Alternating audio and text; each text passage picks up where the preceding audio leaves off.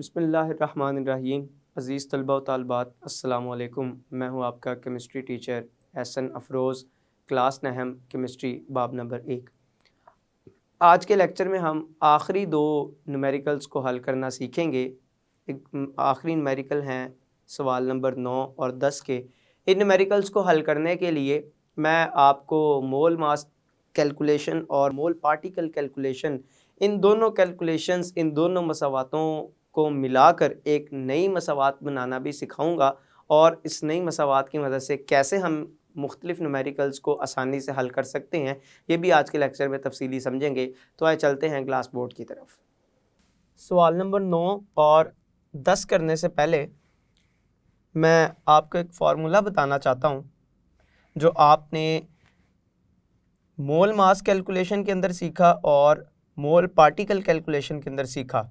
अगर मैं इन दो फार्मूलों को आपस में मिला दूं, जोड़ दूं और इन दोनों को मिलाने की मदद से एक नया फार्मूला बनाता हूं, तो उस नए फार्मूले को इस्तेमाल करके हम इन दो न्यूमेरिकल्स को ज़्यादा आसानी के साथ भी हल कर सकते हैं। तो देखते हैं कैसे हम उन दोनों फार्मूलों को आपस में जोड़कर तो एक नया फार्मूला बनाते हैं। तो वो दो फार्मूले कौन कौन से थे? पहले नंबर पर हमने जो फार्मूला पढ़ा था वो था मोल मास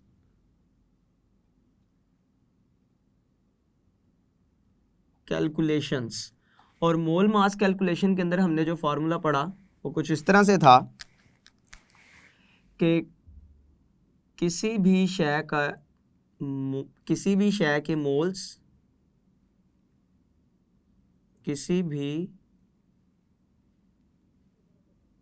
शय के मोल्स बराबर होते हैं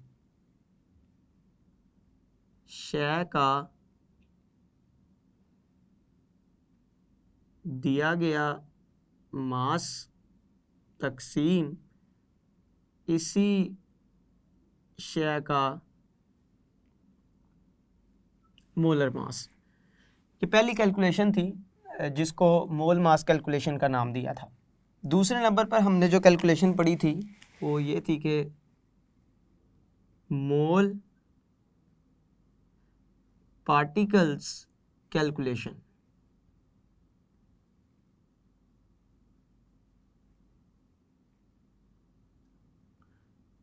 और मोल पार्टिकल कैलकुलेशन के अंदर हमने जो फॉर्मूला सीखा था, जो समझा था, वो कुछ इस तरह से था कि किसी भी शय के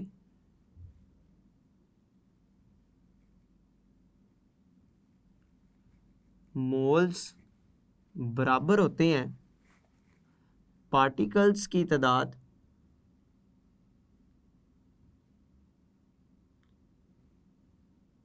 तकसीम एवोगैड्रोस नंबर। और एवोगैड्रो नंबर को हम जाहिर करते हैं Na से। तो चाहे एवोगैड्रो नंबर लिख दें, चाहे Na लिख दें, या इसकी जो तादाद है, वैल्यू है, वो लिख दें, एक ही बात है। और पार्टिकल से मुराद यहाँ पे एटम्स की तादाद भी हो सकती है, मॉलिक्यूल्स की तादाद भी हो सकती है, और किसी भी शय के अंदर पाए जाने वाले आयंस की तादाद भी हो सकती है। अगर मैं इन दोनों फार्मूलों को आपस में इकट्ठा करता हूँ, मिलाता हूँ, मैं इसको कहता हूँ ये फार्मूला नंबर 1 है, ये फार्मूला नंबर 2 है। मैं दोनों फार्मूलों को आपस में मिलाता हूँ। तो रियाजी का एक असूल है, जब इस तरह के आप दो फार्मूलों को या इस तरह की आप दो मसावातों को आपस में जब मिलाते हैं, तो मिलाने के लिए अगर दोनों मसावातों की बराबर की कोई भी एक तरफ आपस में एक जैसी हो, तो उनकी जो दूसरी अतराफ हैं वो भी आपस में एक जैसी होती हैं। मसलन यहाँ अगर आप पहली मसावात देखें और दूसरी मसावात देखें, तो दोनों की जो बाएं जानिब है वो बिल्कुल एक जैसी है। अगर दोनों की बाएं जानिब एक जैसी है तो रियाजी के असूल के मुताबिक इन दोनों की जो दाएं जानिबें हैं वो भी एक दूसरे के क्या होंगी, बराबर होंगी। तो मैं इसको कुछ इस तरह से भी लिख सकता हूँ रियाजी के असूल के मुताबिक कि शय का दिया गया मास तकसीम शय का मोलर मास बराबर है पार्टिकल्स की तादाद तकसीम एवोगैड्रोस नंबर के। तो मैंने क्या किया, ऊपर दी गई दोनों मसावातों को आपस में क्या किया, मिला दिया। तो मैं यहाँ पे इस तरह से लिख भी सकता हूँ कि मसावात 1 और 2 को आपस में जोड़ने या मिलाने से मेरे पास ये तीसरी तरह का फार्मूला बनेगा। और ये फार्मूला, इसमें आप देख सकते हैं कि 4 चीज़ें बताई गई हैं। कौन कौन सी? शय का दिया गया मास है, शय का मोलर मास है, पार्टिकल्स की तादाद है, एवोगैड्रोस नंबर है। अगर मैंने इन चारों में से कोई सी एक चीज़ मालूम करनी हो तो मुझे बाकी 3 का पता होना चाहिए। तो कोई सी भी 3 अगर पता हो तो चौथी चीज़ इसमें से आसानी से मालूम की जा सकती है। मैं यहाँ पे इन 2 न्यूमेरिकल्स को हल करने के लिए इस फार्मूले को, जो कि असल में इन्हीं 2 मसावातों का एक मिलाया गया ताल्लुक़ है, मैं इसको इस्तेमाल करके इन 2 न्यूमेरिकल्स को हल करना सिखाता हूँ आपको। इधर सवाल नंबर 9 देखें ज़रा अपनी मश्क का। 10 ग्राम HCl बनाने के लिए कितना HCl बनाना है आपने? 10 ग्राम। मास बता दिया हुआ है। पूछा क्या हुआ है, आपसे पूछा हुआ है कि इतना HCl बनाने के लिए HCl के कितने मोल्स दरकार होंगे। मोल्स पूछे हैं, मास बता दिया कि कितने मोल्स दरकार होंगे। आपने इस मास का इस्तेमाल करते हुए आपने मोल्स की तादाद को बताना है इस सवाल के अंदर। अब पहले मोल्स मालूम करेंगे और सवाल का ही हिस्सा है जो इधर नहीं लिखा हुआ, मैं लिख रहा हूँ। HCl के कितने मोल्स और मॉलिक्यूल्स, मोल्स और मॉलिक्यूल्स दरकार होंगे। तो ये असल में आपका सवाल है कि आपने क्या बताने हैं। 10 ग्राम HCl बनाने के लिए HCl के आपने मॉलिक्यूल्स की तादाद बतानी है कि कितने मॉलिक्यूल्स चाहिए होंगे। तो मोल्स बताने हैं और मॉलिक्यूल्स की तादाद बतानी है। तो यहाँ पर तो मैं इसको इकट्ठा नहीं इस्तेमाल करता, इसको मैं पहला फार्मूला इस्तेमाल करूँगा और मोल की तादाद मालूम कर लूँगा, फिर दूसरा फार्मूला इस्तेमाल करूँगा और उसकी मदद से मैं पार्टिकल की तादाद यानी कि मॉलिक्यूल की तादाद बता दूँगा। इन 2 फार्मूलों की मदद से अलग-अलग मैं इस सवाल को हल करूँगा, जबकि आखिरी सवाल को जब हल करने जाएंगे तो वहाँ पे मैं इन दोनों को अलग-अलग इस्तेमाल करने की बजाय एक जगह पर जाके मैं न्यूमेरिकल सॉल्व हल करते हुए ये फार्मूला भी आपको इस्तेमाल करना सिखाऊंगा कि कैसे इसको किसी न्यूमेरिकल को हल करने के लिए इस्तेमाल किया जा सकता है। तो सबसे पहले तो मैं जो स्टेटमेंट बताई गई है उस स्टेटमेंट के मुताबिक डाटा लिख लेता हूँ। डाटा लिखना बहुत अहम है, इसकी मदद से हम सवाल को आगे लेकर चल सकते हैं। तो पहले तो देखिए हमें बताया गया है हाइड्रोक्लोरिक एसिड का मास, जो कि कितना बताया गया है, 10 ग्राम। मैं हाइड्रोक्लोरिक एसिड का मोलर मास इधर खुद ही लिख लेता हूँ क्योंकि वो मुझे आगे चल के भी मालूम करना पड़ेगा। तो मैं पहले यहाँ पे लिख रहा हूँ हाइड्रोक्लोरिक एसिड का मोलर मास ये किसके बराबर होगा। मैं जानता हूँ हाइड्रोजन का एटॉमिक मास और क्लोरीन का एटॉमिक मास, दोनों को मैं जमा करूँगा। मैं इधर लिखूँगा हाइड्रोजन का एटॉमिक मास जमा क्लोरीन का एटॉमिक मास, तो मेरे पास ये हाइड्रोक्लोरिक एसिड का मोलर मास निकल आएगा। हाइड्रोजन का 1, क्लोरीन का 35.5, तो मेरे पास ये बन गया 36.5 ग्राम फी मोल। ये मेरे पास हाइड्रोक्लोरिक एसिड का मोलर मास भी निकल आया। आगे चलता हूँ, मैंने मालूम क्या करने हैं हाइड्रोक्लोरिक एसिड के मोल्स और मॉलिक्यूल्स। तो मैं लिखता हूँ हाइड्रोक्लोरिक एसिड के मोल्स और हाइड्रोक्लोरिक एसिड के मॉलिक्यूल्स, ये दोनों चीज़ें मैंने यहाँ पे मालूम करनी है। पहले मैं हाइड्रोक्लोरिक एसिड के मोल्स की तादाद को मालूम कर लेता हूँ, उसके बाद मॉलिक्यूल्स की तादाद को मालूम कर लेंगे। तो दो हिस्से हैं यहाँ पर। पहले हिस्से में मैंने क्या मालूम करने हैं, हाइड्रोक्लोरिक एसिड के मोल्स की तादाद, और दूसरे नंबर पर उसके मॉलिक्यूल्स की तादाद। तो मोल्स की तादाद को मालूम करने के लिए मैं जानता हूँ मैं कौन सा यहाँ पे फॉर्मूला इस्तेमाल करता हूँ। मैं इस्तेमाल करता हूँ मोल मास कैलकुलेशंस। मोल मास कैलकुलेशन के अंदर मैं क्या लिखूंगा यहाँ पे कि हाइड्रोक्लोरिक एसिड के मोल्स,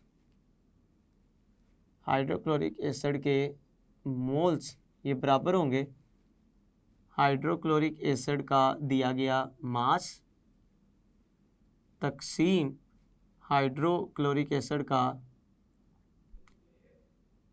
मोलर मास। मास की वैल्यू यहाँ पे कितनी बताई गई है हाइड्रोक्लोरिक एसिड के, वो सवाल के बिल्कुल शुरू में लिखा हुआ है 10 ग्राम, जबकि मोलर मास हमने मालूम कर लिया है 36.5 ग्राम। मैं ग्राम फी मोल जब दोनों को तकसीम करूँगा तो मेरे पास जवाब आएगा 0.27 मोल। ये मेरे पास हाइड्रोक्लोरिक एसिड के क्या निकल आए हैं, मोल्स। ये पहला हिस्सा सवाल का जो मैंने हल किया। अब दूसरे हिस्से की तरफ आते हैं। सवाल का दूसरा हिस्सा है कि मैंने इसके मॉलिक्यूल्स की तादाद भी बतानी है, मॉलिक्यूल्स। और मॉलिक्यूल्स की तादाद बताने के लिए मैं इस्तेमाल करूंगा यहाँ पे मोल पार्टिकल्स कैलकुलेशन।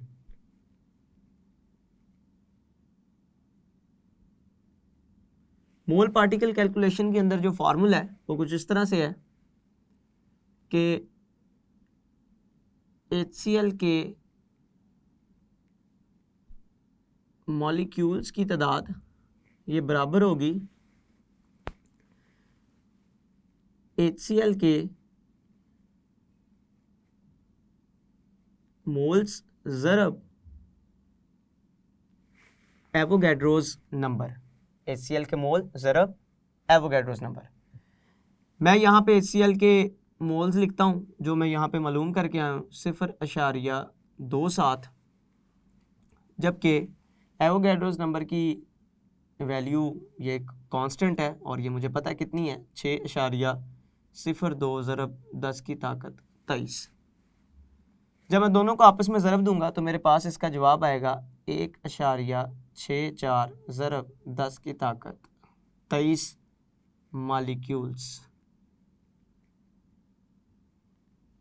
तो ये मेरे पास HCl के क्या निकल आएंगे, मॉलिक्यूल्स की तादाद। तो ये दो हिस्से थे और ये असल में मेरा मुतलका जवाब था, मॉलिक्यूल्स की तादाद को मालूम करना और HCl के मोल्स की तादाद को मालूम करना। आगे चलते हैं। सवाल नंबर 10 है कि 6 ग्राम कार्बन में जितने एटम्स हैं, 6 ग्राम का कितने हैं हमें नहीं पता, खैर पूछ क्या रहा है या बता क्या रहा है सवाल के अंदर कि 6 ग्राम कार्बन के अंदर जितने एटम्स हैं अगर उतने ही एटम्स मैग्नीशियम के भी हों तो फिर मैग्नीशियम के उतने एटम्स का मास कितना होगा।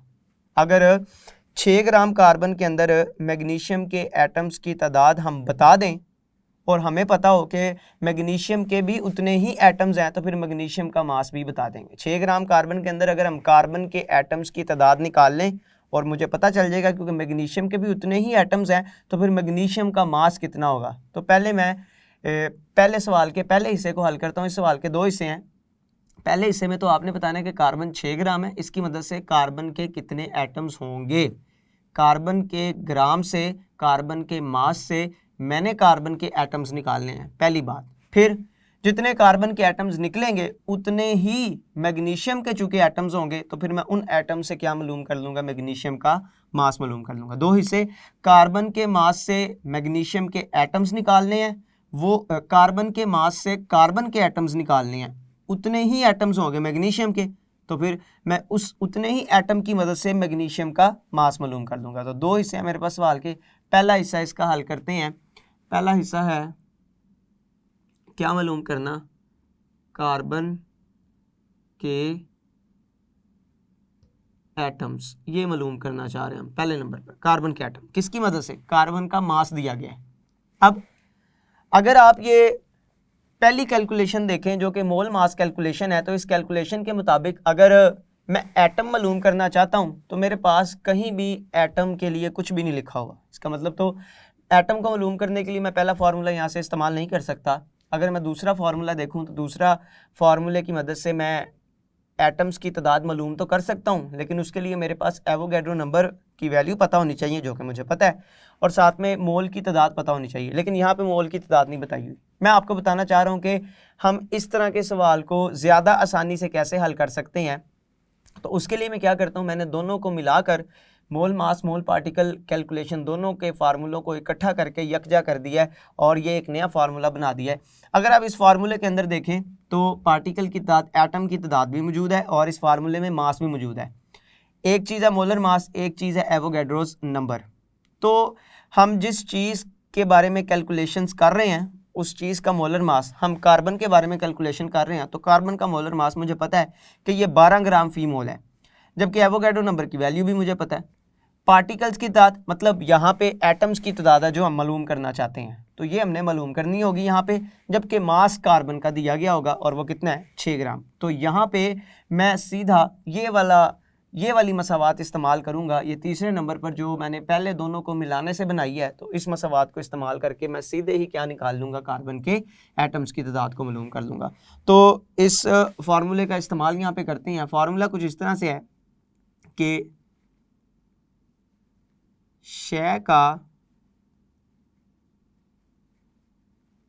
दिया गया मास तकसीम शय का मोलर मास बराबर है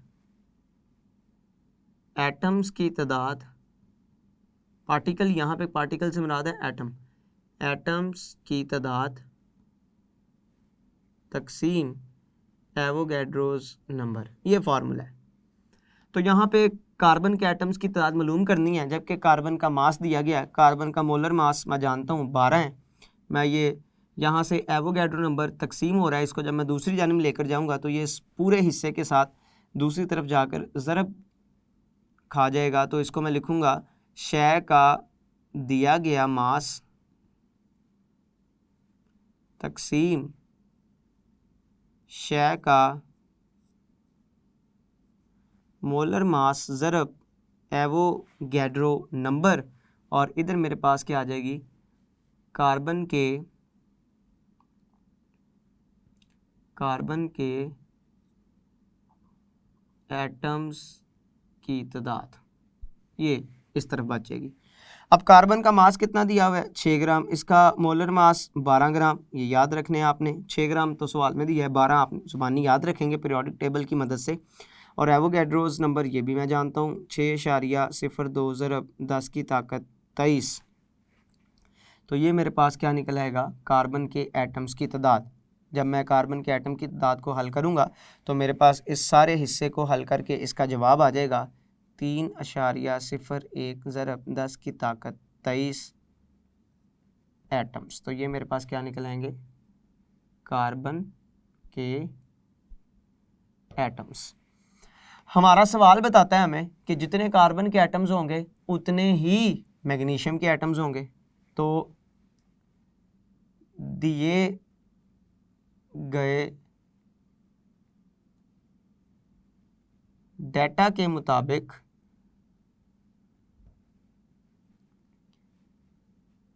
मैग्नीशियम के एटम्स की तादाद भी 3.01 ज़रब 10 की ताकत 23 होगी।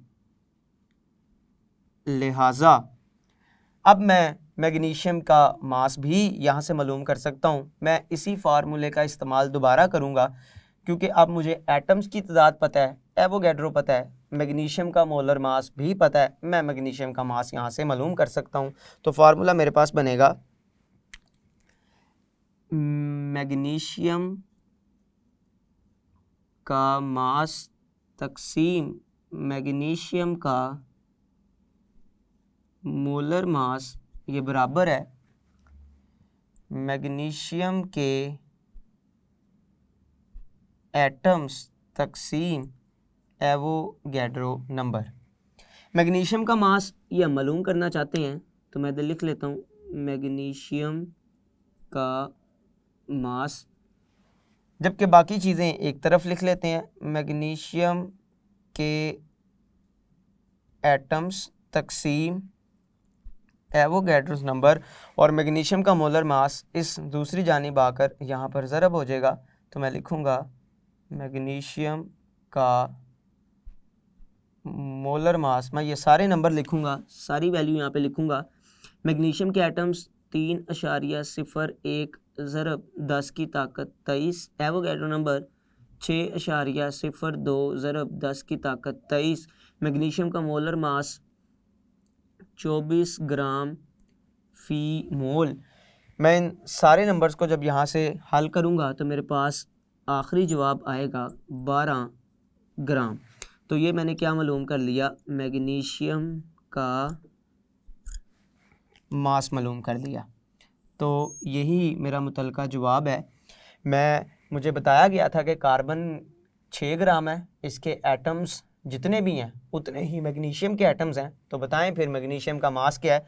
तो पहले मैंने कार्बन के एटम से कार्बन के मास से कार्बन के एटम्स निकाले, उतने ही मैग्नीशियम के एटम फ़र्ज कर लिए सवाल के मुताबिक, और उतने ही मैग्नीशियम के एटम से मैंने मैग्नीशियम का मास मालूम कर लिया। तो मैं उम्मीद करता हूँ कि ये फार्मूला आप इसको याद रखेंगे। ये अलहदा से कोई नया फार्मूला नहीं है, बल्कि हमने इस फार्मूले को पहली 2 तरह की कैलकुलेशन का ही इस्तेमाल करते हुए बनाया है। और इस तरह के कुछ सवालों के अंदर हम अगर ये सीधी तरह से ये फार्मूला भी इस्तेमाल कर लें तो उन सवालों को करना हमारे लिए कदरे आसान होगा। अज़ीज़ तलबा व तालिबात, आज के लेक्चर में आपने एक नया फार्मूला सीखा जो कि मास मोल कैलकुलेशन और मोल पार्टिकल कैलकुलेशन का ही मिलाया हुआ, इकट्ठा किया हुआ एक रिलेशन था, एक ताल्लुक़ था। तो इसकी मदद से न्यूमेरिकल को करना कदरे आसान है। तो मैं उम्मीद करता हूँ आज का लेक्चर आपको बखूबी समझ आया होगा। आप इसको अच्छी तरह से तैयार करेंगे, इसकी प्रैक्टिस करेंगे। अल्लाह आपका हामी व नासिर है। अस्सलामु अलैकुम।